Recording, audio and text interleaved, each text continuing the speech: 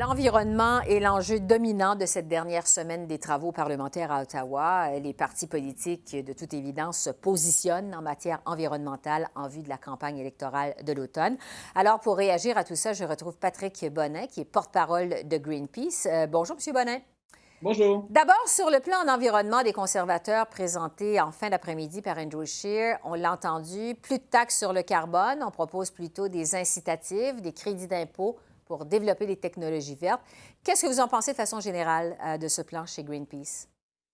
Ben, pour nous, c'est clair que ce n'est pas un plan, en fait, en termes de lutte contre les changements climatiques. Si c'est un plan essentiellement qui répond aux demandes de l'industrie pétrolière, qui avait formulé plusieurs demandes. On a évidemment le retrait du prix sur le carbone, qui est la mesure la plus reconnue au niveau international par les économistes comme étant la plus facile à mettre en place, celle qui est essentielle de mettre un prix sur la pollution. M. Scheer déchire cette mesure littéralement, arrive avec des mesures qui ne sont pas chiffrées. Il dit qu'il va atteindre l'objectif de l'accord de Paris, mais clairement, ce plan-là ne permet pas d'atteindre actuellement quelconque objectif crédible. Bon, justement, sur les engagements en vertu de l'accord de Paris, ce que M. Scheer dit, en fait, il parle d'engagements qui sont conservateurs. Il dit que son plan va donner au Canada, et là, je le cite, grosso modo, la meilleure chance de les atteindre, mais il ne donne pas la garantie comme telle de les atteindre. Qu'est-ce que vous en comprenez, vous, de votre côté?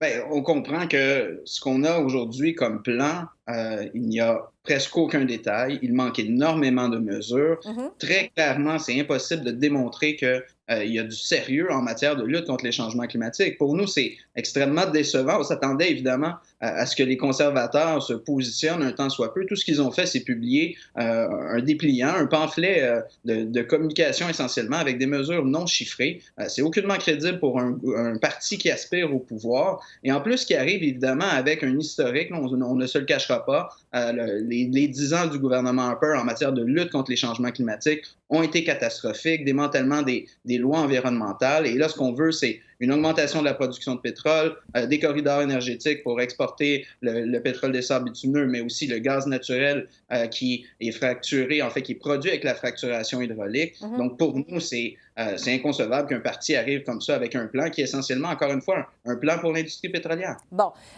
on l'a dit, c'était un grand test pour le chef Andrew Scheer parce que les observateurs sont d'avis que M. Scheer n'a pas de crédibilité ou n'en avait pas jusqu'à maintenant en matière environnementale. C'est un plan qui était très attendu, et ça depuis 2 mois. Les journalistes le réclamaient, les observateurs également. Visiblement, vous entendez, M. Bonnet, M. Scheer n'a pas passé le test aujourd'hui avec son plan.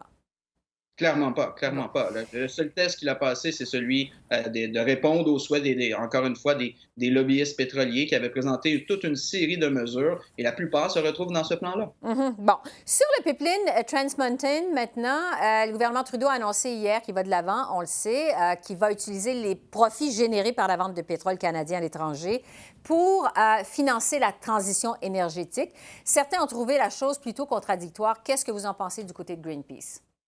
Ben, écoutez, pour nous, c'est complètement une tentative de peinturer en vert un pipeline. Là. Il ne faut pas se cacher. Si on veut, par exemple, de réduire les émissions de gaz à effet de serre, et il propose de mettre 15 milliards de dollars dans un projet qui va faire l'expansion de la production de pétrole des sables bitumineux, augmentera les émissions en Alberta de gaz à effet de serre de l'équivalent d'ajouter 3 millions de véhicules sur les routes pendant des décennies. Clairement, ce n'est pas une mesure intéressante d'un point de vue environnemental et l'argent aurait dû aller plutôt dans les solutions pour structurer la société, structurer l'économie, faire la transition vers les énergies renouvelables, vers le transport collectif, l'électrification des Mais transports. on Et cite, ouais, on a cité l'exemple de la Norvège. Là, c'est un modèle qui fonctionne. C'est ce qu'on veut reproduire ici au Canada. Pourquoi, si ça fonctionne en Norvège, ça ne peut pas fonctionner au Canada? C'est pas applicable chez nous. parce qu'on est rendu en 2019. La Norvège a commencé il y a 40 ans environ de mettre en place ce plan-là. Actuellement, ce qui est proposé, c'est une augmentation de la production de pétrole des sables bitumineux, qui est le principal problème au niveau canadien, qui est un des pétroles les plus polluants à produire au monde. Et l'idée d'utiliser l'argent du pétrole pour verdir le Canada, c'est un peu l'équivalent de dire le gouvernement se lancerait, par exemple, dans l'industrie du tabac pour avoir des taxes et de l'argent pour financer le système de santé. Ça ne fait aucun sens. C'est un pas de recul majeur si ce projet-là va de l'avant. Et ça, c'est loin d'être certain en raison, entre autres, de l'opposition et des recours juridiques qui auront lieu de toute évidence. Et par la suite, il faut arriver plutôt avec des investissements structurés, créer des emplois vers des emplois durables dans les bons secteurs parce qu'on produit déjà 2 fois plus de pétrole qu'on en consomme au Canada et on sait que ce qu'il faut faire, c'est réduire rapidement nos émissions, respecter la science et ce projet-là va complètement à l'encontre de ce que la science nous demande d'un point de vue climatique. Donc, de ce qui a été annoncé cette semaine, autant du côté des libéraux que des conservateurs en matière environnementale, il n'y a rien de bon pour Greenpeace.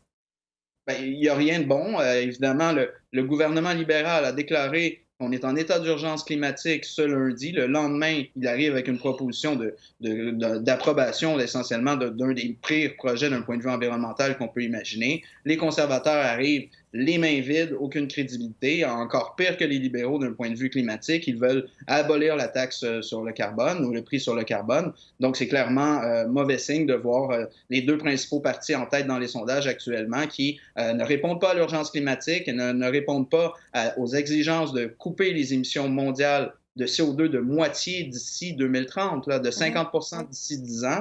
Et actuellement, ce n'est pas le genre de vision qu'on a du tout de la part des leaders dans les sondages. Ça a été une grosse semaine pour l'environnement cette semaine, M. Bonnet, à Ottawa. On a juste parlé de ça, finalement. Vous parliez, il y a un instant, de la déclaration de l'urgence climatique nationale à la Chambre des communes.